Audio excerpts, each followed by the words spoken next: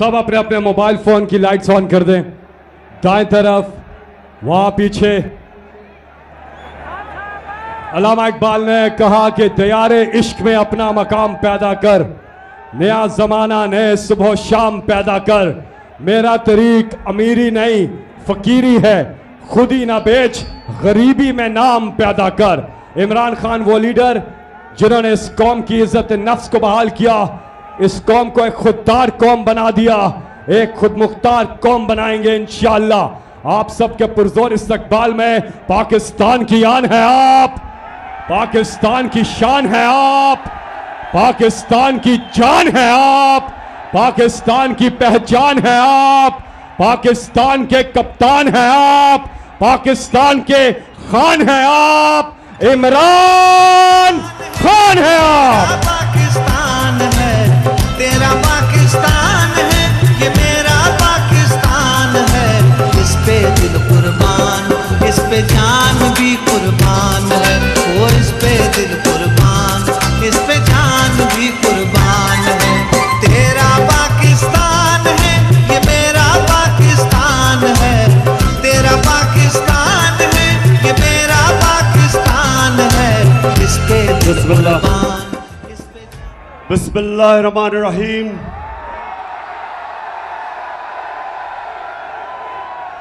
इय्याका नअबुदु व इय्याका नस्तईन। अल्लाह तेरी इबादत करते और मौला सिर्फ तेरे से मदद मांगते हैं। सरगोदा, माशाअल्लाह सरगोदा, मैंने कभी नहीं, अभी आता हूं डीजल पे,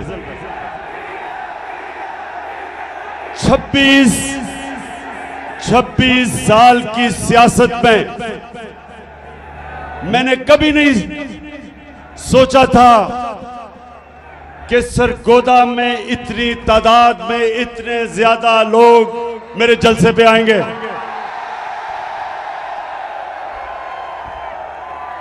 मैं आज आप सबका दिल से शुक्रिया अदा करता हूं। यहां नौजवान हैं,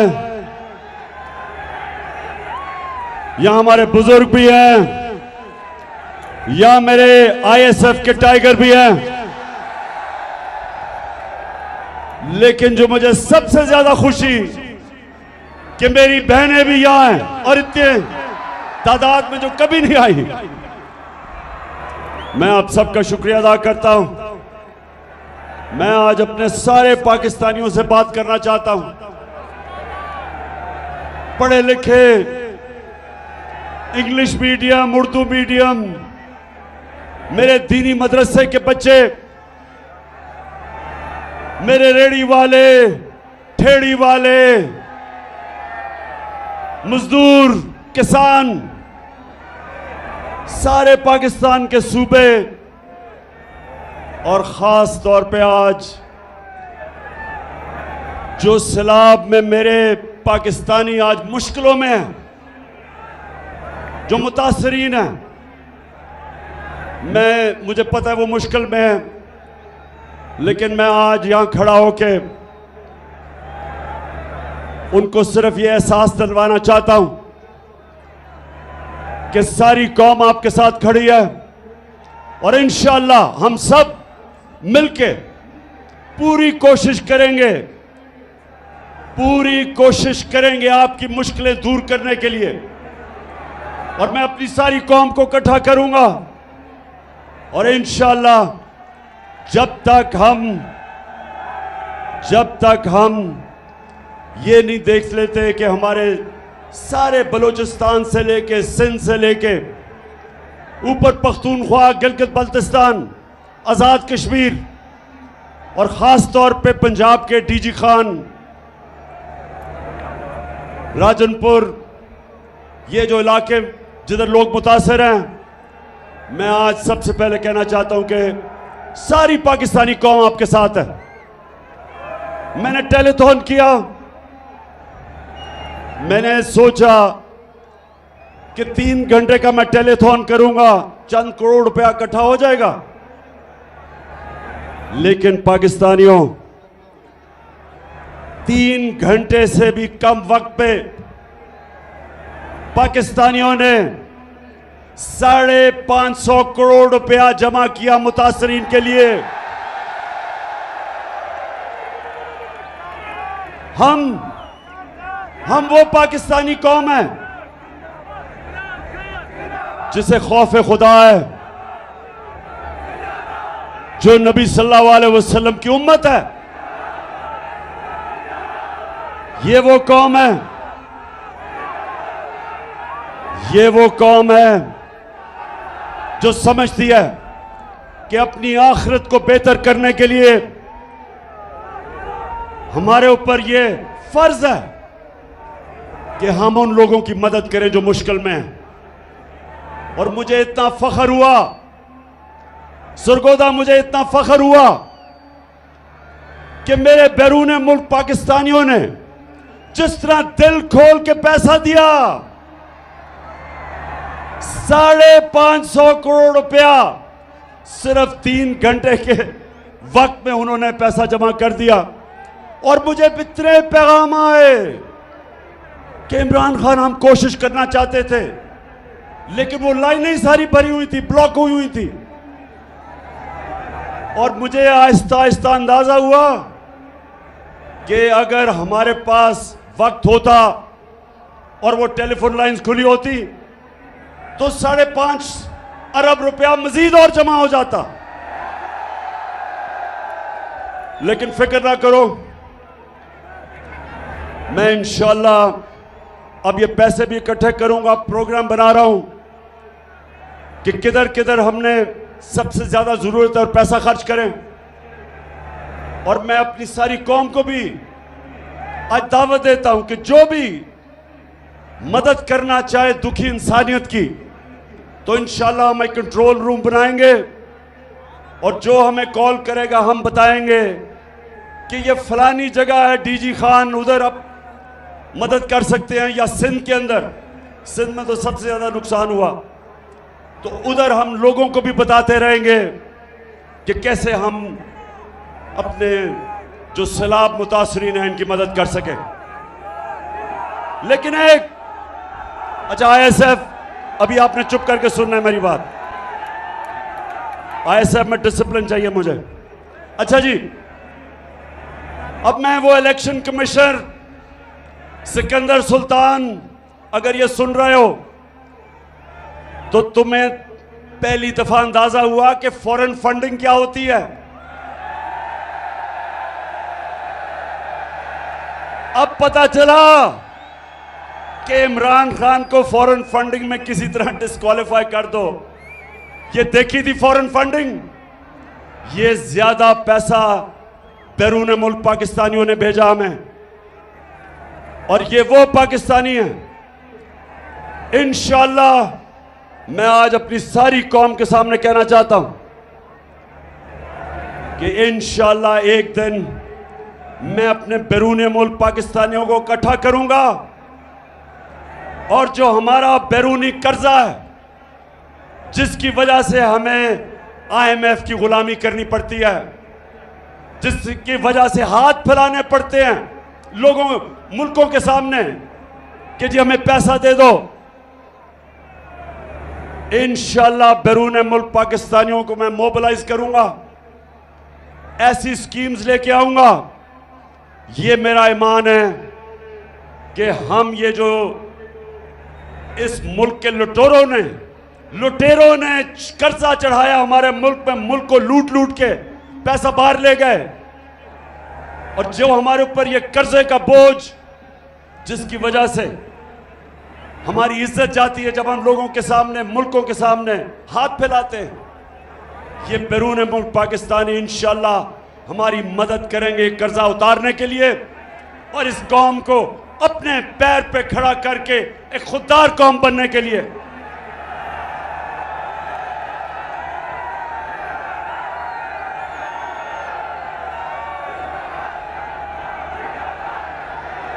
पाकिस्तानियों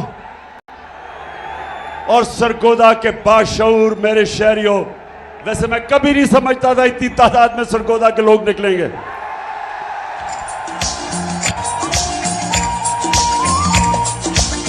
भी पाकिस्तान हूँ, तू भी पाकिस्तान है। मैं भी पाकिस्तान हूँ, तू भी पाकिस्तान है। तू तो मेरी जान है, तू तो मेरी आन है, तू मेरा ईमान है। अच्छा सरगोदा, पहले मैं आपसे एक संजीदा बात करना चाहता हूं। सरगोदा और मेरे पाकिस्तानियों जो सुन रहे हो, ये याद रखना कि हमारा मुल्क कभी एक अजीम मुल्क नहीं बन सकेगा जब तक पाकिस्तान में हम एक इंसाफ का निजाम नहीं कायम करते। हजरत अली रज़ी अल्लाह ताला ने कहा था कि कुफर का निजाम चल जाएगा, कुफर का निजाम चल जाएगा, लेकिन जुल्म और ना इंसाफी का निजाम नहीं चल सकता। आज अगर हमारा मुल्क एक अजीम कौम नहीं बना तो उसकी सबसे बड़ी वजह यह कि हमारे मुल्क में जुल्म का निजाम है। ताकतवर के लिए एक कानून, कमजोर के लिए दूसरा कानून। छोटा चोर चोरी करे तो जेल में, और बड़ा डाकू चोरी करे तो वो मुल्क का वजीर आजम बन सकता है। मेरे नबी सल्लल्लाहु अलैहि वसल्लम ने तकरीबन 1500 साल पहले कहा था कि तुम्हारे से पहले बड़ी कौमें तबाह हुई, जिधर ताकतवर जब जुर्म और चोरी करता था उसको नहीं पकड़ा जाता था, सिर्फ छोटे चोरों को जेलों में डाला जाता था। मैंने जब 8-9 दिन जेल में गुजारे, अपनी आजाद अदलिया के लिए मुझे जेल में डाला गया। मैं वाहिद लीडर था जिसको आजाद अदलिया के लिए जेल में डाला गया। तो जब 8 दिन मैंने जेल में गुजारे, और वो थी भी डीजी खान की जेल, आप यकीन करें एक अमीर चोर मुझे नहीं नजर आया, सारे गरीब नजर आए, सारे बेचारे गरीब। छोटे भैंस चोरी, साइकिल चोरी और ये चोरी वो जेलों में। और जो मुल्क के बड़े बड़े डाकू थे, जब मैं असेंबली गया तो मुझे असेंबली में नजर आए।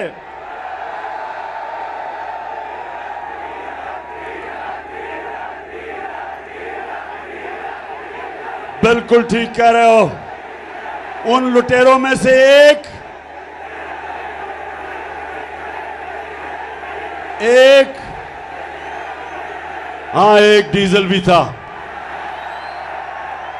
लेकिन 2 बड़े बड़े लुटेरे खानदान, जरदारी खानदान और शरीफ खानदान, ये सारे आपको आज जो ऊपर बैठे हुए हैं, बैरूनी साजिश के तहत हमारे ऊपर मुसल्लत किए गए, ये जो लुटेरे बैठे हुए हैं, सरगोदा मैं सारी अपनी कौम को आज तैयार कर रहा हूं कि हकीकी आजादी की तहरीक में सब शामिल हो, क्योंकि जब तक ये चोर ऊपर बैठे रहेंगे इस मुल्क का कोई मुस्तकबिल नहीं है। तो मेरे क्या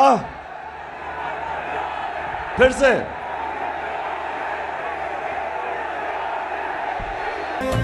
अच्छा सरगोदा,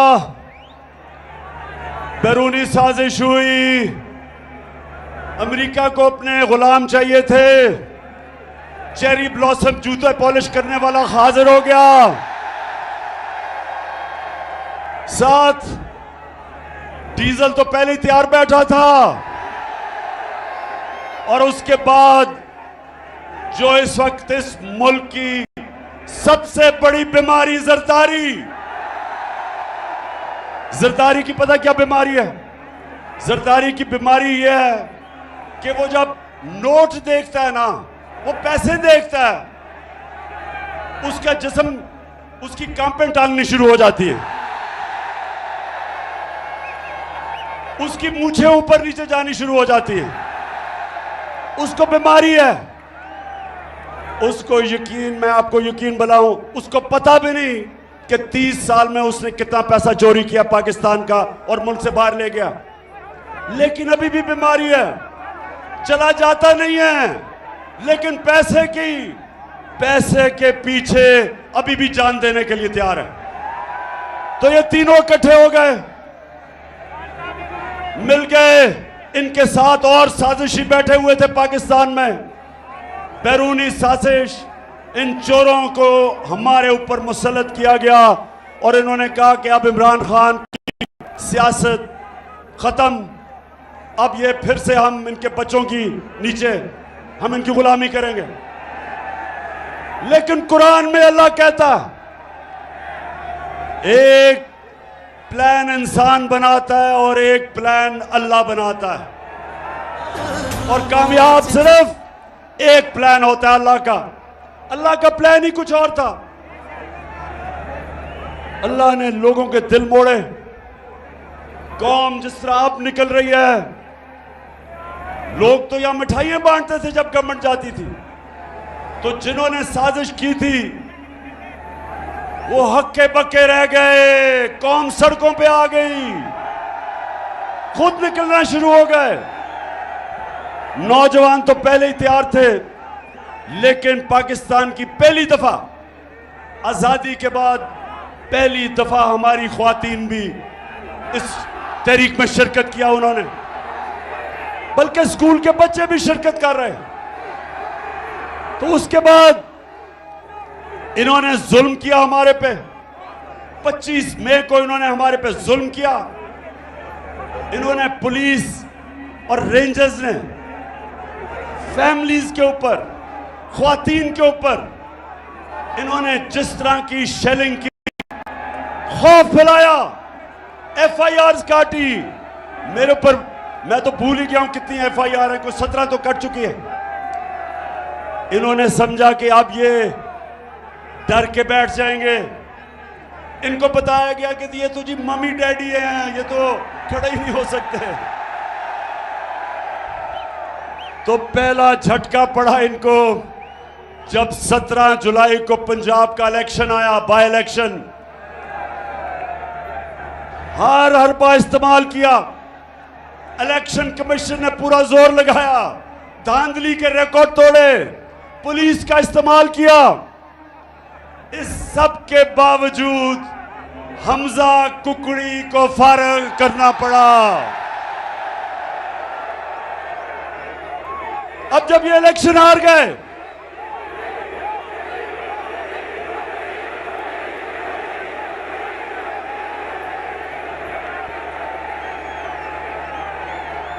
अच्छा अब सुने जरा, इलेक्शन हार गए, कैंपेन टांगनी शुरू हो गई, खौफ आना शुरू हो गया कि अगर इलेक्शन करवाएंगे तो फिर क्या होगा। 2/3 अक्सरियत इनके सामने आनी शुरू हो गई। इन्होंने फिर एक और प्लान बनाया। सरगोदा पता क्या प्लान बनाया? किसी तरह इमरान खान को फारिग किया जाए, किसी तरह इसको इलेक्शन से टेक्निकली नॉकआउट किया जाए, क्योंकि इनको ये तो समझ आ गई कि इलेक्शन के अंदर तो इनसे जो होगा वो पंजाब के बाय इलेक्शन से भी बुरा होगा। तो तब साजिशें दूसरी शुरू हुई। पहली साजिश थी हुकूमत कराने की, दूसरी साजिश शुरू हो गई कि इमरान खान को रास्ते से हटाया जाए। एक ये भी मंसूबा बना, बंद कमरों में फैसला हुआ, बंद कमरे में, कि इमरान खान को मुकम्मल तौर पे साइड पे कर दिया जाए। अल्लाह का करम है, मुझे पता चल गया। मैंने एक टेप बनाई हुई है, महफूज जगह पे रखी हुई है। उन 4 लोगों के नाम मैंने लिखे हैं जो उस साजिश में मुलव्विस थे, कि अगर मुझे कुछ हुआ तो मेरी कौम उन 4 को नहीं छोड़ेगी। जुल्फों सितम के कोहे गरा रूही की तरह उड़ जाएंगे। फिर वो जो इनका पालतू इलेक्शन कमिश्नर, उसको कहा कि इसको इमरान को डिस्क्वालीफाई किया जाए। फॉरेन फंडिंग, और फॉरेन फंडिंग तो देख ही लिया थी परसों रात को कि फॉरेन फंडिंग होती क्या है। और उसके बाद तोशाखाना, और इंशाल्लाह मैं चैलेंज करता हूं कि तोशाखाना का केस सुना जाए, ओपन हेयरिंग में सुना जाए। और जब मेरा केस सुना जाए, और मुझे पता है कि उस केस में ये जो कोशिश कर रहे हैं ये जलील होंगे, लेकिन मैं चाहता हूं उसके बाद हर कोई जिसको तोशाखाना से गिफ्ट्स मिली हैं सबका सुना जाए, जरदारी का भी, शरीफ का भी, यूसुफ रजा का भी, और सारी कौम को पता चल जाएगा, दूध का दूध पानी का पानी हो जाएगा। वो हो गया दो। फिर सब बुत उठवाए फिर इन्होंने एक और चीज सोची कि किसी तरह इमरान खान को जेल में डाला जाए। पहले इन्होंने, अब ये जरा सुने, 27वीं रमजान को सुने, जरा ऐसे गौर से सुनो। 27वीं रमजान को हम शब दुआ बना रहे थे, हम अल्लाह से दुआ मांग रहे थे अपने मुल्क के लिए। हमें क्या पता था कि उस दिन चेरी ब्लॉसम और ये अपनी टीम लेके मदीना चला जाएगा, हमें तो पता ही नहीं था। जब शब दुआ खत्म हुई तो पता चला कि मदीना में इनको चोर चोर के नारे लग गए।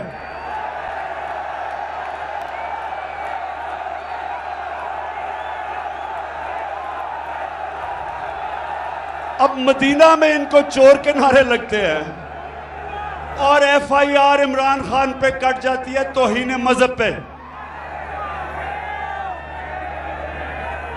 और मेरे पे और हमारे कई लीडर्स पे छप तौहीन मजहब की FIR कट जाती है। मदीना में नारे कोई लगाता है, FIR हमारे पे कट जाती है। फिर सुने फिर क्या होता है।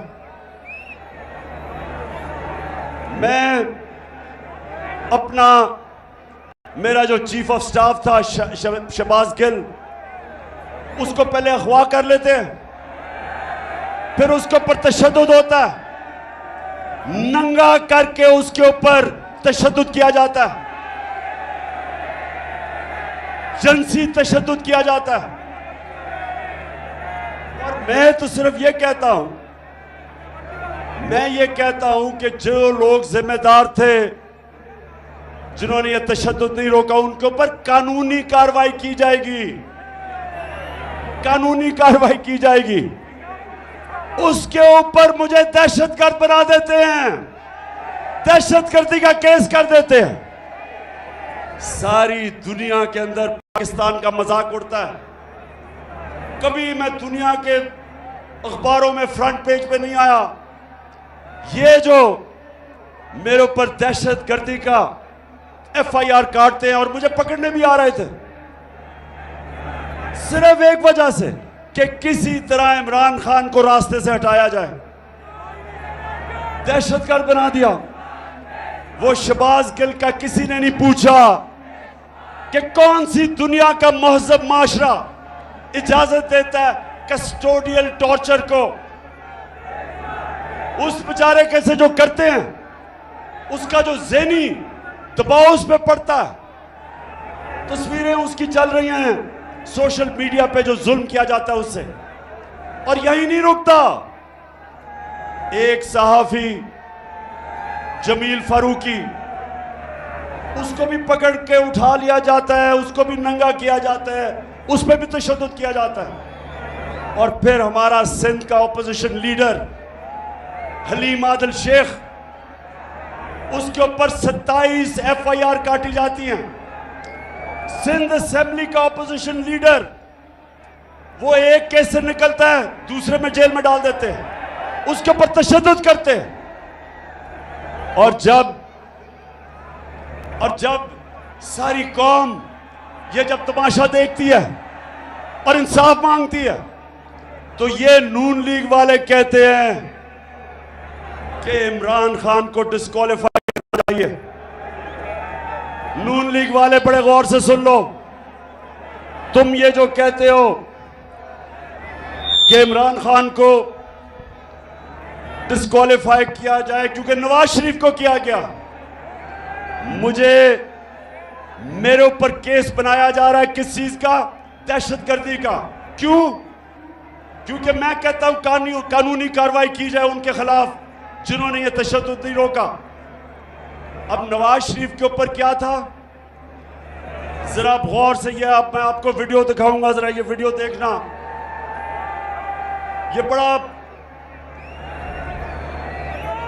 ये वो वीडियो देखेंगे आराम, एक अभी नहीं, अब रोको। ये जो वीडियो मैं ताकि देखना आप खुद अपनी आंखों से देखें कि इस मुल्क से हो क्या रहा है। नवाज शरीफ 3 दफा मुल्क का प्राइम मिनिस्टर था, 3 दफा। उसका 4 महंगे तरीन लंदन के अंदर अरबों रुपए के ये महल खरीद लेता है, लंदन के सबसे महंगे इलाके में। तो मैं जब पूछता हूं इनसे आज से 10 साल पहले कि जनाब ये किधर से पैसा आया महलों का, तो ये जरा आप सुने, ये आज से 10 साल पहले की गुफ्तगू है, सुने जरा ये।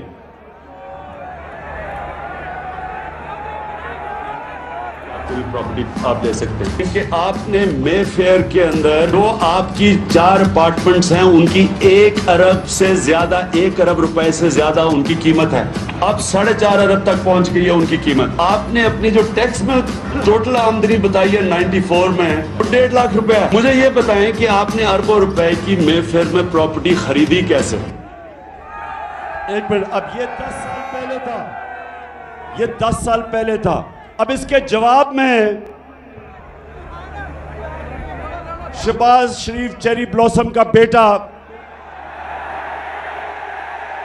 अब ये सुने, ये सलमान शहबाज क्या कह रहे हैं, जरा ये सुने आप।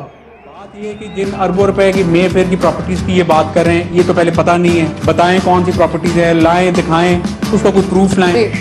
बात ये है कि सुन लिया, कहता किधर है ये प्रॉपर्टीज, लगाएं, बताएं, सबूत दें। अब ये जरा मरियम बीबी जिनको सच बोलने में बड़ा मुश्किल पड़ती है, ये जरा ये सुन लें। इस तरह मुझे लगा कि आप लोगों को बेवकूफ नहीं बना सकते। मेरी सेंट्रल लंदन में प्रॉपर्टीज तो दूर की बात है, मेरी पाकिस्तान में भी कोई प्रॉपर्टी नहीं है। मैं अपने वालिद के साथ है और मुझे समझ नहीं आई कि मेरी और मेरी वालदा की और बहन भाइयों की प्रॉपर्टीज ये कहाँ से निकाल के ले आए हैं। मेरे नाम पाकिस्तान में कोई प्रॉपर्टी नहीं है, ये तो इंग्लैंड की बात है। हाय अल्लाह, कोई प्रॉपर्टी किधर से आएगी? मुझे तो एहसास प्रोग्राम में डाल दो, मेरे पास तो है ही कुछ नहीं। मरियम बीबी, वैसे मैं ये बताऊं, जितने सीधे मुंह से आप झूठ बोलती है मैंने कभी किसी को नहीं सुना। अच्छा जी, आप जरा अब ये सुन लिया आपने। अब ये थी चीजें आज से 8 साल पहले, ये जब कोई प्रॉपर्टी नहीं है। अब इनको नहीं पता कि अल्लाह अल हक है, सच का खुदा है, उसका वादा है कि कोई दुनिया में नहीं जाएगा जब तक सच सामने नहीं आता। तो अब जरा ये देखें कि पीछे हुआ क्या। नवाज शरीफ, मरियम नवाज, हसन नवाज और हुसैन नवाज के बैरून मुल्क खुफिया असासों का इंकशाफ। पनामा लीक्स ने बैरून मुल्क खुफिया दौलत का भांडा फोड़ दिया।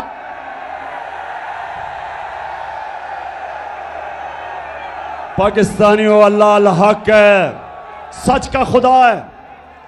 तो ये झूठ सुन लिया पहले आपने कि लंदन तो छोड़ें, पाकिस्तान में मेरी बेचारी की कोई प्रॉपर्टी नहीं है। अब ये इंटरनेशनल इंकशाफ हो जाता है। बड़े बड़े दुनिया में सियासतदान पकड़े जाते हैं जिन्होंने अपने मुल्क से पैसा लूट के बाहर रखा हुआ था, वो पकड़ा जाता है। अच्छा, अब जब ये पकड़ा जाता है तो मरियम बीबी के भाई साहब अल्हम्दुलिल्लाह क्या कहते हैं? मैं इस बात को तस्लीम करता हूँ कि अल्हम्दुलिल्लाह पाक लेन के ऊपर जो अपार्टमेंट्स हैं वो अल्हम्दुलिल्लाह हमारे हैं। मैं इस बात को तस्लीम करता हूँ कि उनको ऑफशोर कंपनीज नेस्कॉल लिमिटेड और नीलसन लिमिटेड जो है उनको ओन करती हैं, और मैं आपको ये भी अर्ज करता हूँ उनको होल्ड कर रही है इस वक्त मरियम नवाज शरीफ, मेरी हमशीरा जो है। यहां अब हुसैन ये कह रहे हैं कि जब वो कह रही थी ना कि मेरी तो लंदन छोड़े पाकिस्तान में भी प्रॉपर्टीज, ये 4 अरबों रुपए के बड़े महलात इनकी मालिका मरियम नवाज थी। अब मरियम नवाज के पास तो पैसा ही नहीं था। पैसा किधर से आना था? किधर से आना था पैसा? बताओ, पैसा किधर से आना था? आपसे आना था। कौम का पैसा चोरी करके ये प्रॉपर्टीज खरीदी गई। तो नून लीग वालों, मेरे से नवाज शरीफ का मुआवजा ना करो। मैंने 20 साल बाहर कमाई की, सारा पैसा सब कुछ बेच के, सारा मेरा पैसा जीना मरना पाकिस्तान में है। मेरी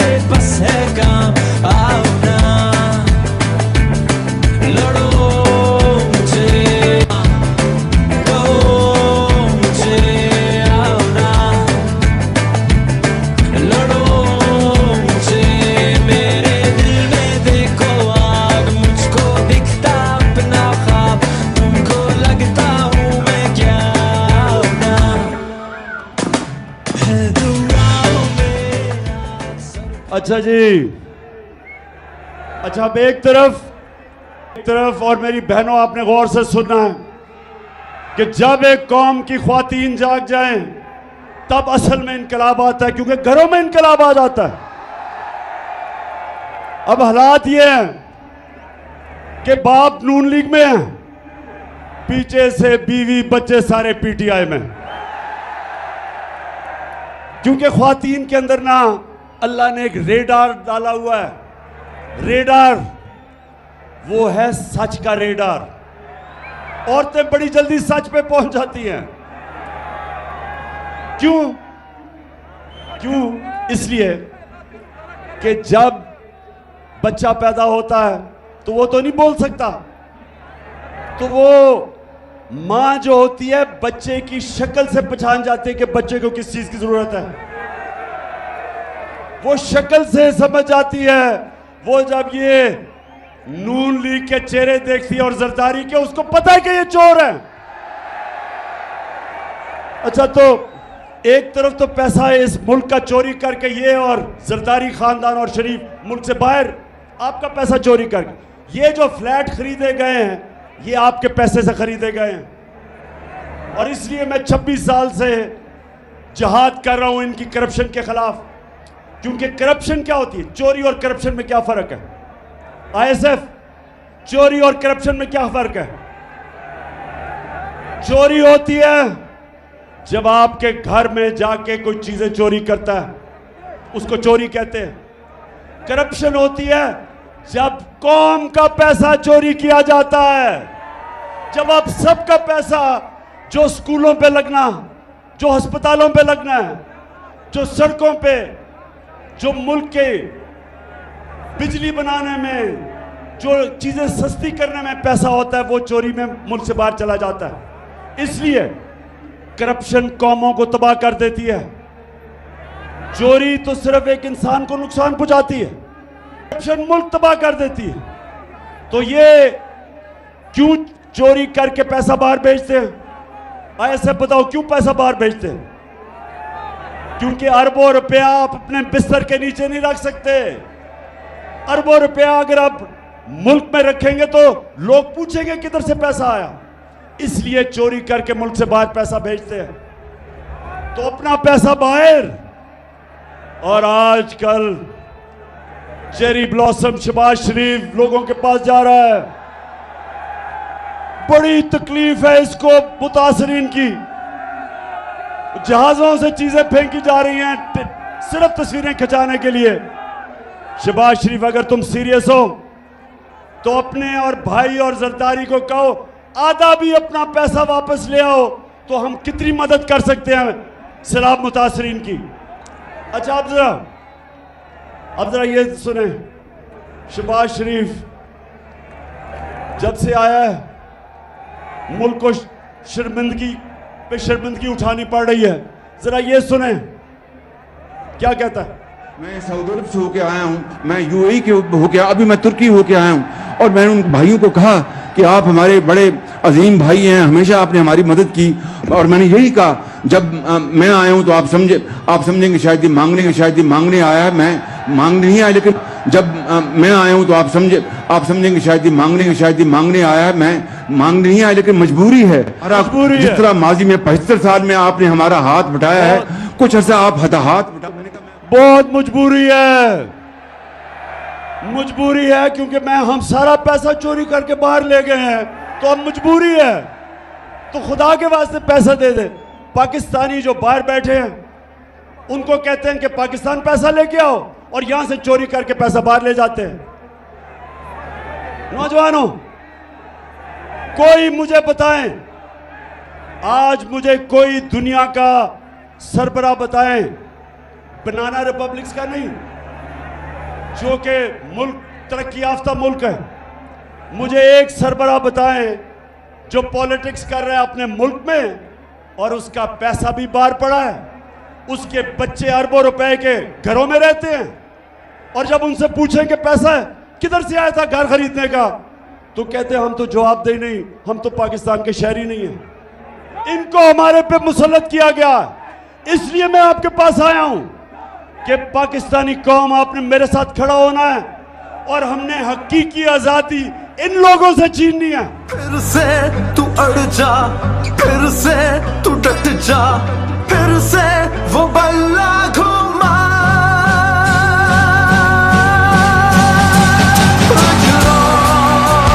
कदम बढ़ा,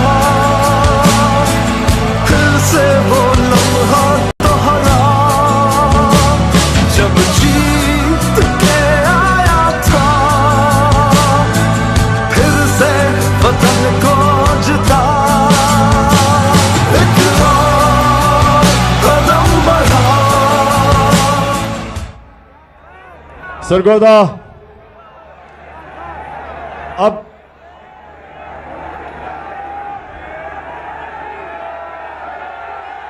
डीजल, अच्छा मैं अब डीजल पे आने लगा हूं। जब इन्होंने साजिश करके हमारी हुकूमत कराई, सुने जरा, जब साजिश करके हमारी हुकूमत गिराई गई, जो हुकूमत पब्लिश करती है इकोनॉमिक सर्वे ऑफ पाकिस्तान, जो हुकूमत बताती है कि एक साल में क्या माशी कारकर्दगी हुई, ये सारी एक किताब में लिखी जाती है जिसको कहते हैं इकोनॉमिक सर्वे ऑफ पाकिस्तान। ये इस हुकूमत ने शाया किया। इसके मुताबिक, सरगोदा जरा ये गौर से सुने, नौजवान आपकी तवज्जो खास तौर पे चाहिए। ये कहते हैं इसके मुताबिक कि पिछले 2 साल में, जो हमारे 2 आखिरी साल थे, पाकिस्तान की जो माशी तरक्की थी, तीसरे साल में 5.6% और चौथे साल में 6%। 17 साल के बाद ये पाकिस्तान की बेहतरीन इकोनॉमिक परफॉर्मेंस हुई थी। हमारी माशी कारकर्दगी 16 साल के बाद हुई इस सतह पे। कोरोना के बावजूद, जिसने सारी दुनिया में तबाही मचाई, हमारी एक्सपोर्ट्स, जिससे मुल्क में असल तौर पे दौलत में इजाफा होता है, वो रिकॉर्ड पे थी। बैरून मुल्क पाकिस्तानियों ने जो रेमिटेंसेस भेजी, वो रिकॉर्ड थी। हमारी जो टैक्स कलेक्शन जो हम आपके ऊपर खर्च कर सकते थे, वो रिकॉर्ड थी। हमारी 4 फसलें 2 साल रिकॉर्ड पैदावार हुई। हमारे किसानों के पास सबसे ज्यादा पैसा आया पिछले 2 सालों में। और हमने इसके बावजूद कि हम IMF के प्रोग्राम में थे, हमने पूरी कोशिश की कीमतें नीचे रखने की। जो हमारे दौर में महंगाई थी, जिसको कहते हैं SPI सेंसिटिव प्राइस इंडेक्स, जो आम आदमियों के लिए महंगाई होती है, जो खाने पीने की चीजें, बिजली, गैस वगैरह, हमारे दौर में वो था 17 से 18%। आज आप जानते हैं वो कितना है महंगाई, 4 महीनों में किधर से किधर गई। हम जब छोड़ के गए थे तो 17 और 18% के बीच में थी। सरगोदा आज 45% से ऊपर चली गई है। 3 गुना महंगाई बढ़ गई है। आज जो बिजली के बिल देने आए थे लोग, पूछे जिन्होंने बिजली के बिल दिए हैं, जरा हाथ खड़ा करके बताएं बिजली के बिल दिए हैं। बताएं मुझे कि जब बिजली के बिल दे रहे थे तो 2 गोलियां डिस्प्रिन की भी साथ खानी पड़ी, धचका पड़ा। और ये वो लोग थे जो कह रहे थे कि इमरान खान ने बड़ी महंगाई की। मैं तो आज पहले तो अल्लाह तेरा शुक्र अदा करता हूं, तू अल्लाह हक है। लेकिन वो जो टीवी चैनल्स, मैं जरा आज वो लिफाफे वाले लोग, लिफाफे सहाफी, पैसे लेके मीडिया चैनल वाले, आज जमीर फरोश मीडिया वालों, जरा लोगों से तो पूछो उनके ऊपर क्या गुजर रही है आज। अब पूछो कि वो बिजली का बिल दे या स्कूल की फीस दे या वो बच्चों के लिए खाना लेके आए। 45% से आगे बढ़ गई है महंगाई, 3 गुना ज्यादा। और ये भी सुन लें, जब हमारी हुकूमत थी तो सबसे वो हमने काम किए जो पाकिस्तान की तारीख में नहीं हुए।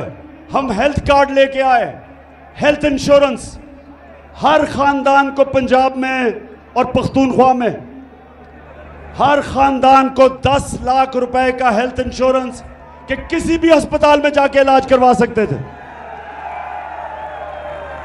पहली दफा आम आदमी प्राइवेट महंगे अस्पतालों में इलाज करवाता था।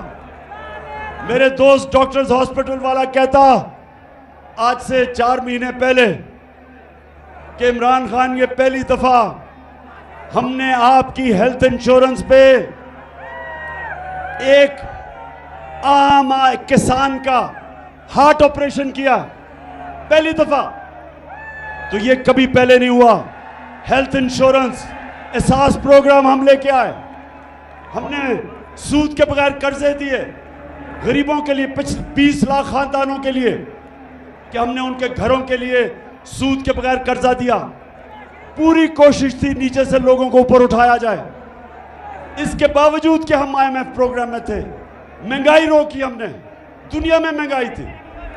तो मैं आज पूछता हूं कि वो जिन्होंने साजिश की, आज बताएं कि जो पाकिस्तान का हाल है, कौन जिम्मेदार है इसका? कौन जिम्मेदार है?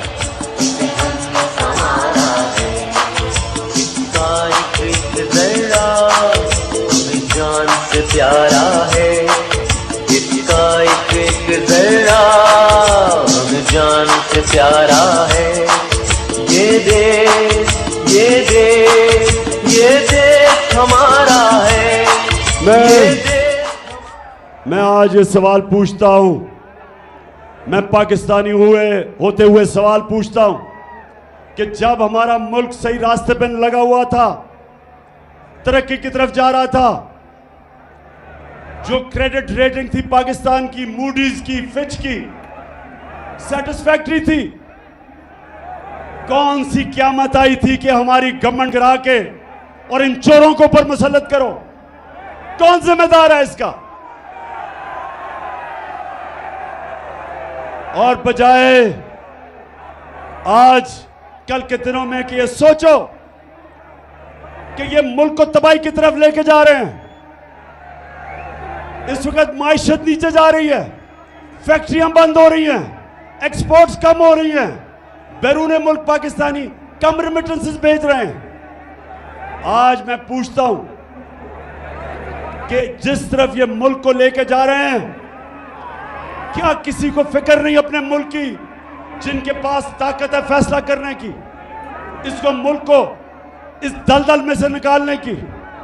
सिर्फ एक रास्ता है, साफ और शफाफ इलेक्शन करवाओ, उसके अलावा कोई दूसरा रास्ता नहीं है। और मैं आज ये भी कहना चाहता हूं कि जिस तरह मुझे दीवार से लगाया जा रहा है, कभी दहशतगर्दी के केस और कभी तौहीन मजहब के केस और कभी किस किस्म की FIR मेरे लोगों के ऊपर किया जा रहा है। हलीम आदिल को जो जुल्म किया जा रहा है, ये जरदारी डाकू जो उसके ऊपर जुल्म कर रहा है, सिंध में ऑपोजिशन लीडर होते हुए, जो शहबाज गिल से हुआ, जो हमारे ऊपर FIRs के अलावा धमकियां दी जा रही हैं, टेलीफोन करके लोगों को डराया जा रहा है, जो सहाफी लगता है कि हमारी फेवर कर रहा है या हमारे लिए आवाज बुलंद कर रहा है, उनके खिलाफ एक्शन लिया जाता है। अरशद शरीफ जैसे एक ऐसा सहाफी जिसको सब जानते हैं कि एक अपने ज़मीर के मुताबिक लिखने वाला, उसको ARY प्रेशर डाल के निकाला गया, साबिर शाकिर को निकाला गया, इमरान रियाज के ऊपर उसे जेल में डाला गया, FIR कटवाई गई, जमील फारूकी को जो उन्होंने किया उससे, और उसके अलावा अयाज अमीर और समी इब्राहिम जैसे दानिश्वर, उनको जो जलील करने की कोशिश की गई, सिर्फ एक वजह कि किसी तरह इमरान खान की कोई हिमायत ना करे, उसके लिए कोई लिखे ना, कोई मीडिया उसको दिखाए ना। सिर्फ एक वजह से सारे केसेस किए जा रहे हैं, एक वजह से कि किसी तरह इमरान खान को रास्ते से हटा के और इन चोरों को इलेक्शन जिताया जाए। तो मैं पाकिस्तानियों, आखिर में मेरी अब जरा बात सुने। देखें, 20 साल मेरी जिंदगी खेलों की ग्राउंड पे गुजरी। 20 साल, शायद ही कोई इतनी देर इंटरनेशनल क्रिकेट खेला हो। 10 साल मैं कप्तान था, और कप्तान इतनी देर क्रिकेट खेल के मुझे मैच के दौरान पता चल जाता था कि कब अब जो मुखालिफ है वो मैच हार गया। मैच के दौरान मैं समझ जाता था, एक वक्त आ जाता था कि मुझे ये एहसास हो जाता था कि अब ये जो मर्जी भी मेरा मुखालिफ करे, अब ये नहीं जीत सकता। ये सारी ऑपोजिशन, ये जो गवर्नमेंट में बैठे हुए हैं चोर, मैं आज इनको पैगाम दे रहा हूं कि वो टाइम आ गया कि जो मर्जी हरबा आप इस्तेमाल कर ले, अब ये मैच नहीं जीत सकते आप।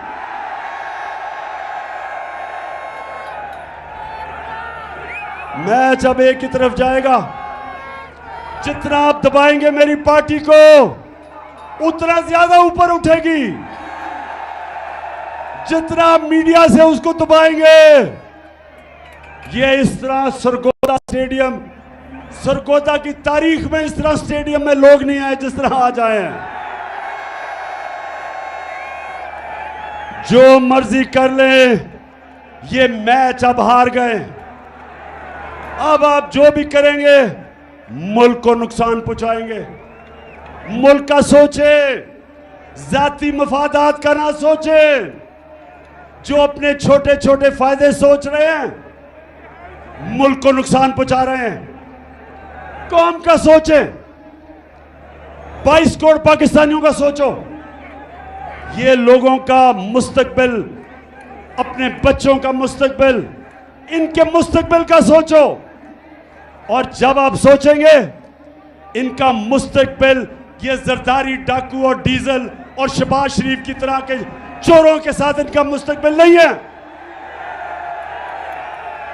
इनका मुस्तकबिल है कि कौम साफ और शफाफ इलेक्शन से फायदा खुद फैसला करे कि कौन सी क़यादत इस कौम को चाहिए, और यही एक रास्ता है। और ये जितना भी मुझे दीवार से लगाएंगे, याद रखें कि मैं तो वो कप्तान हूं, जितना आप मुझे दीवार से लगाएंगे मैं तो और लड़ूंगा, मैं तो और मुकाबला करूंगा।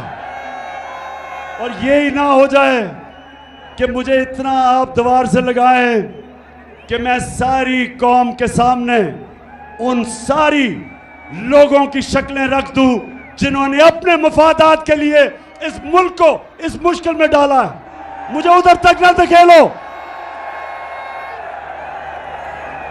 4 महीने से मैं सब्र कर रहा हूं, मैं अपने मुल्क के लिए सब्र कर रहा हूं।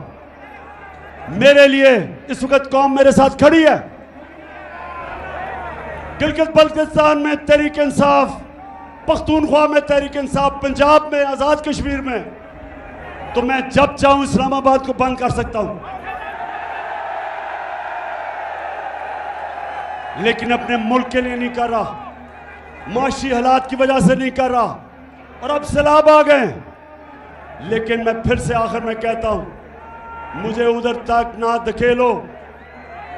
मैं वो हूं, वो जितना आप कोशिश करेंगे मुझे प्रेशर में लाके, डरा के, धमका के, FIRs काट के, मैं उतना और जोर से आपका मुकाबला करूंगा। सरगोदा, मैं आपको आज दिल से शुक्रिया अदा आपका करता हूं, जो आज आपने जिस जुनून से यहां इस गर्मी में आप आए। मैं अपनी सारी सरगोदा की टीम, आमिर कियानी प्रेसिडेंट यहाँ के, और जितने मेरे MPs, मेरी टीम, मैं आज आप सबको मुबारक देता हूं जबरदस्त जलसे की। पाकिस्तान जिंदाबाद। लेडीज साइड से गुजारिश है कि अभी कुछ देर इंतज़ार करें, पहले जेंट्स को बाहर जाने दें। तमाम लेडीज से गुजारिश है अभी 10-15 मिनट इंतज़ार करें। बाहर निकलने में सब्र का तहम्मुल करें।